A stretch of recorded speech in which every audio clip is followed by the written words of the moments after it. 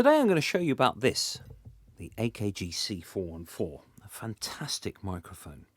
Really, really, really good. They're quite expensive. A pair is about £1,300 and I have a pair here. Now, I've also, at the moment, I'm recording my voice using this, the Zoom H2, which is a very cheap but very high performance handheld recorder, and it's really convenient. I do my Dan in his van series on YouTube using this recorder, and it's great. It does a job and it's made to a price.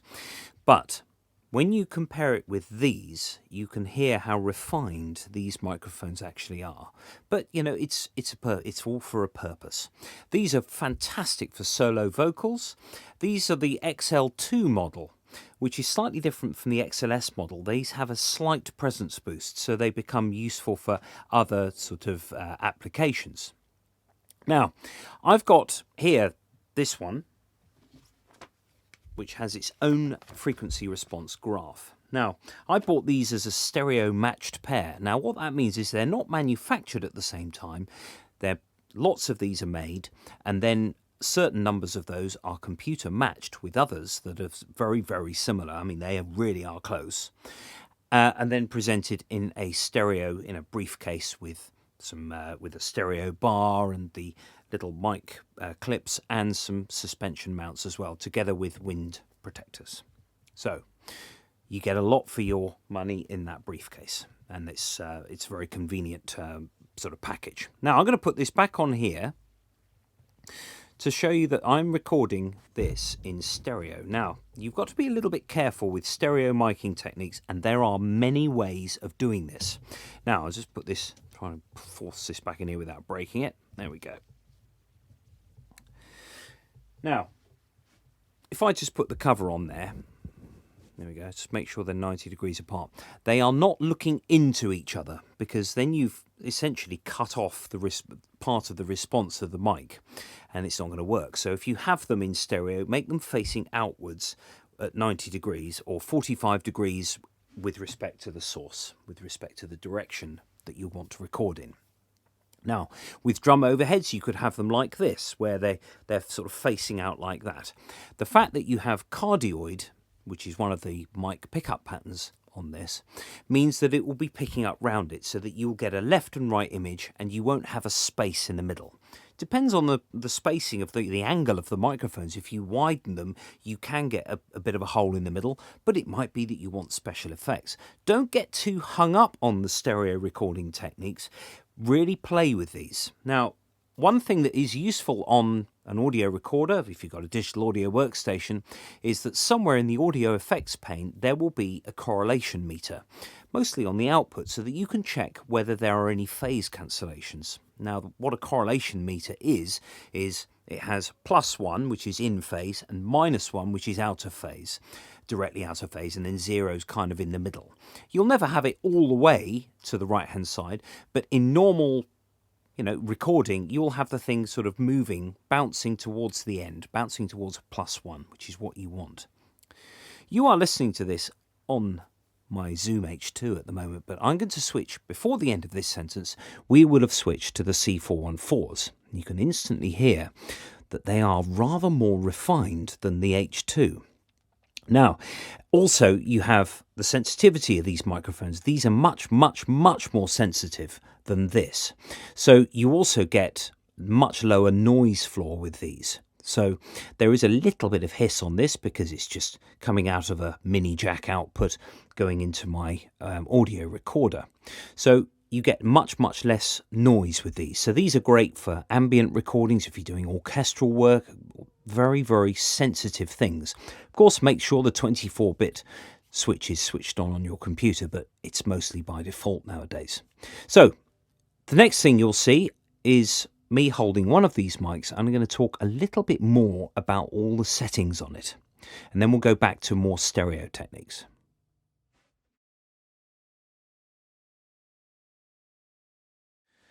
So I'm now speaking on this microphone, this 414, and I'm going to demonstrate this one. So you're hearing it from this, and then I'm going to just show you all the switches on this one, which is the sort of identical model, if you will. Now, as you can see, there's a black side and a gold side. Now, with these models, this is the front side. This is the side you want to sing into, or you want to, it's essentially the direction that you want to aim it towards. Now we've got 2 switches on this side and 1 switch on this side.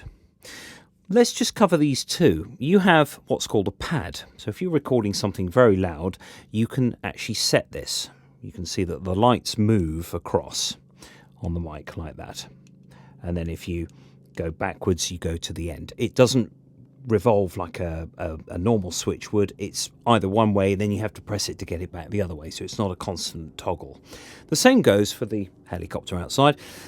The same goes for the bass response here. Now, bass response, what does that mean? Well, if you've got very, very low end, let's say you're miking up something that's got a lot of bass end.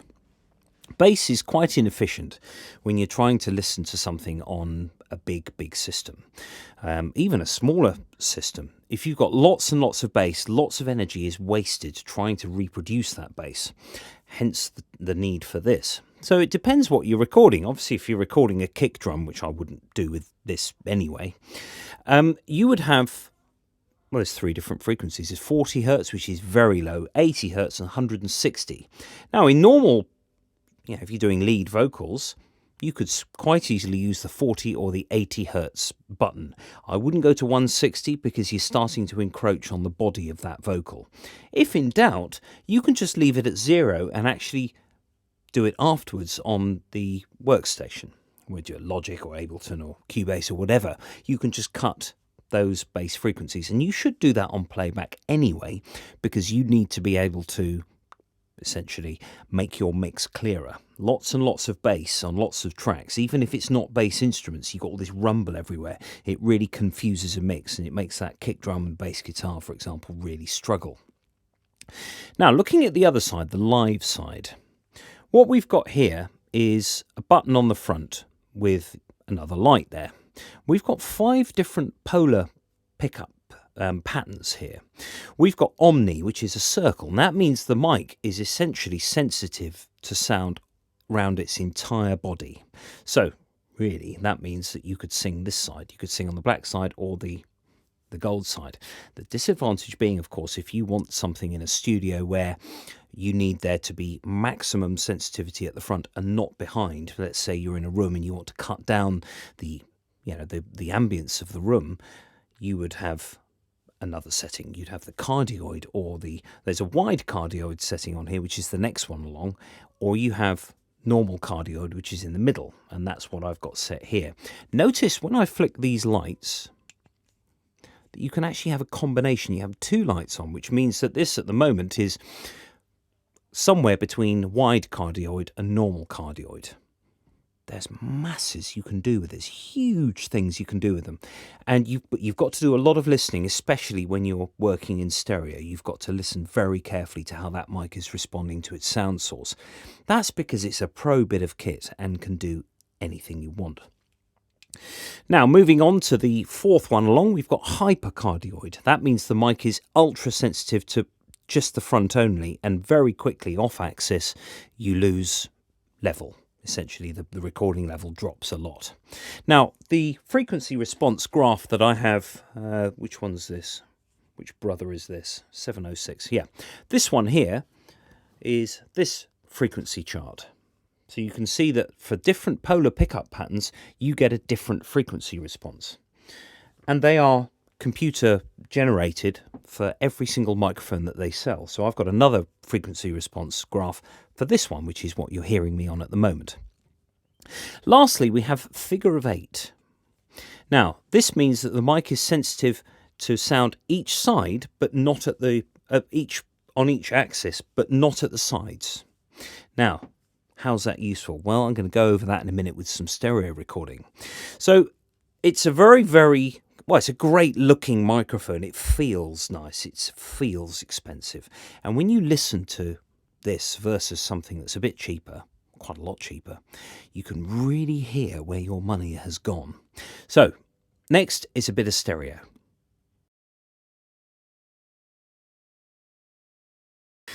Now for a bit of stereo recording. I've got my guitar here. Now this room that I'm in has a tiny little bit of slapback. You are listening to my voice at the moment on the Zoom H2, but I'm just going to fiddle around with these mics, the AKGs, with respect to my guitar and how I record something. Now, some of you are probably thinking, well, why would you record an acoustic guitar in stereo? Well, take a look at Bruce Swedian's work with Michael Jackson's Bad and Dangerous albums. They were recorded with something called acusonic recording process. Now what that essentially means is that every instrument was recorded in a stereo context, so it would take up 2 tracks on your tape machine.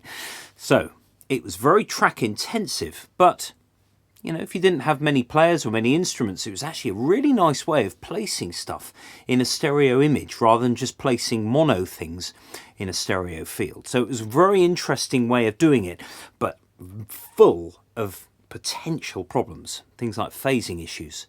But when you listen to the album, it's fantastic, and it's a shame that it's not really used a great deal anymore.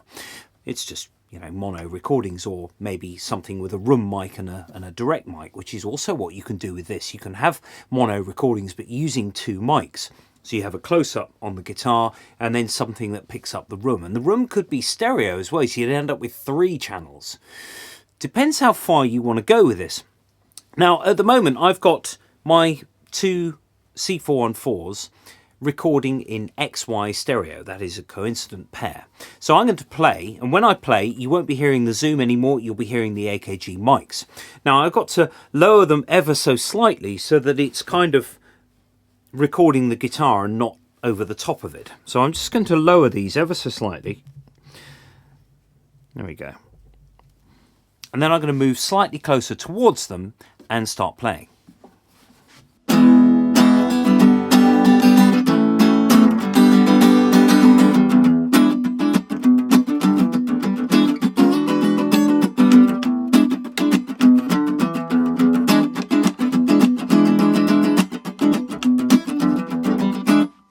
Now, what's happening at the moment is that when these mics, I'm back on the Zoom, when these mics are recording, they are recording, it's what's called intensity.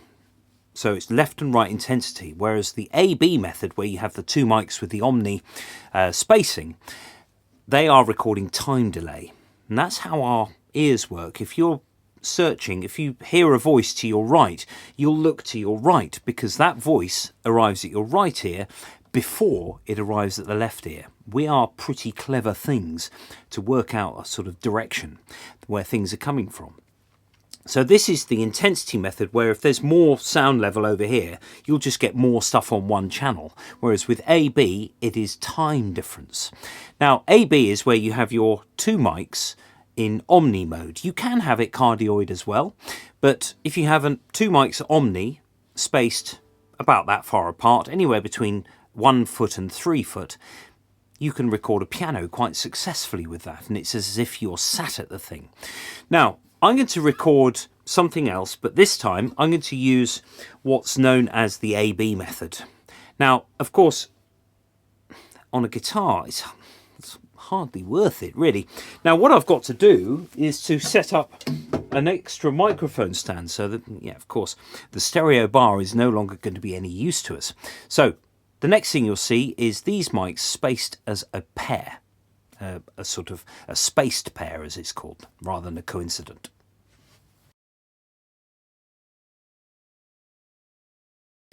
So now what I've got here is an AB spaced pair. So they are about 18 inches apart. Experiment with the distance, and actually it does depend on the width of the instrument that you're recording. I like to think of the width of the instrument being divided into 3 and having a microphone at each intersection of those thirds. So I've got my guitar here, so really what you're hearing now is time delay, so there will be some phase information between these 2 mics which determines the direction from which you're recording.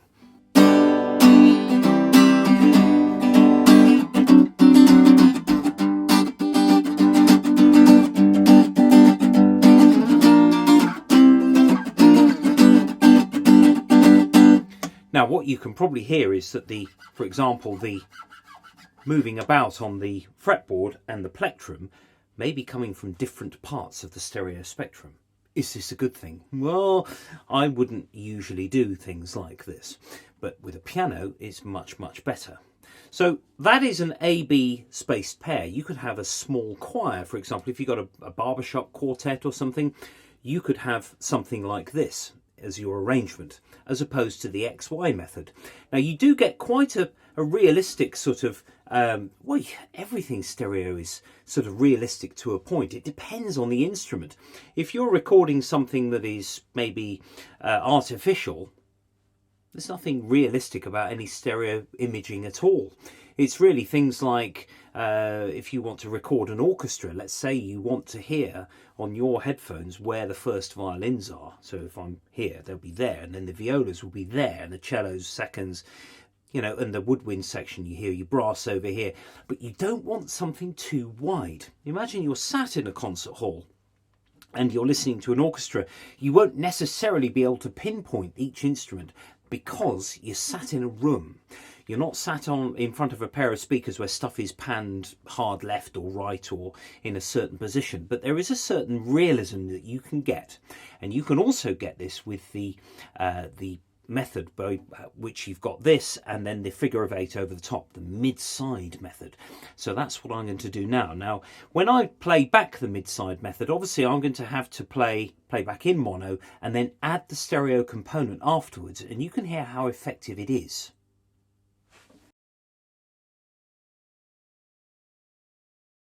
Now here we have this method, the mid-side method. Now the purpose of this is to record with one mic, which is going to be mono, and then have this mic above, which is set at 90 degrees to this one and to figure of 8 to essentially capture the stereo information.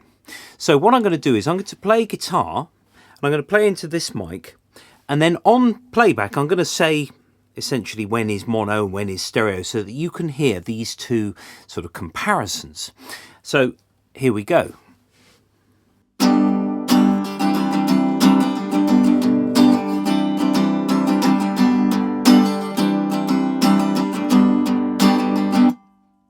So that's just this mic here. Now ideally they should be a little bit lower, and it's not too bad as a distance. Usually you'd point at sort of 12th fret of an acoustic guitar, not too close.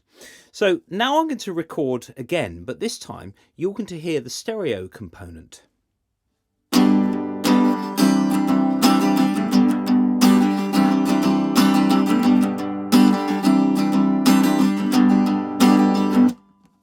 Now, as I said before, the beauty of this is it's completely mono compatible, because if you're in mono and you cancel these two tracks out, essentially, this mic disappears and you've got this one remaining. So it's really good method of stereo recording, because you've always got complete control over the stereo image. You don't need to sort of bring one mic up or phase shift. You've just got a fader on this and then two faders on this, or maybe a stereo pair where you've got one channel out of phase. That might be more convenient, so you can control the stereo channel in just one fader. So if I just keep playing, and this time in the display you will hear when the sound turns from mono into stereo.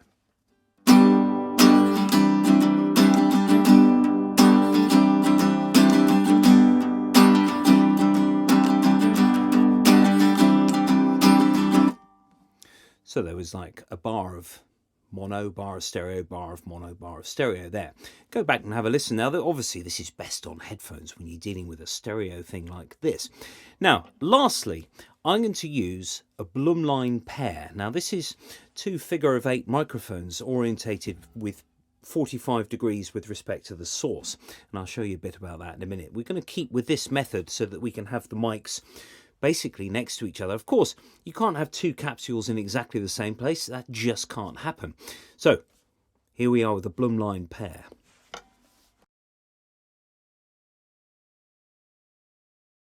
So lastly, the Blumlein Pair. We've got these two mics which are orientated 90 degrees to each other. So you can see one front face is looking over here and the other one is looking over here.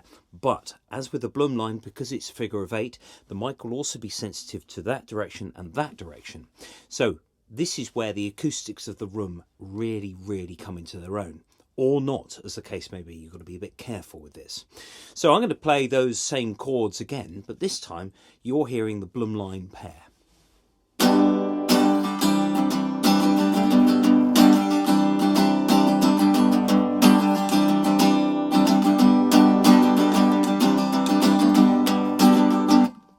So you can probably hear there's a little bit more room noise, but you know, you can experiment. It doesn't matter. You could even have a Blumlein Pair, and then you could have another mic that's sort of listening to that maybe a cardioid mic that's quite close to the guitar, and you could mix the Blumlein Pair in with the main mic. But as always, anything that's in stereo, you've got to make sure that you check that phase meter, or correlation meter as it's sometimes called. Remembering that the correlation meter goes from -1, which is completely out of phase, 180 degrees out, through 0 to +1, which is in phase. And you want that phase meter to always be really on the right hand side.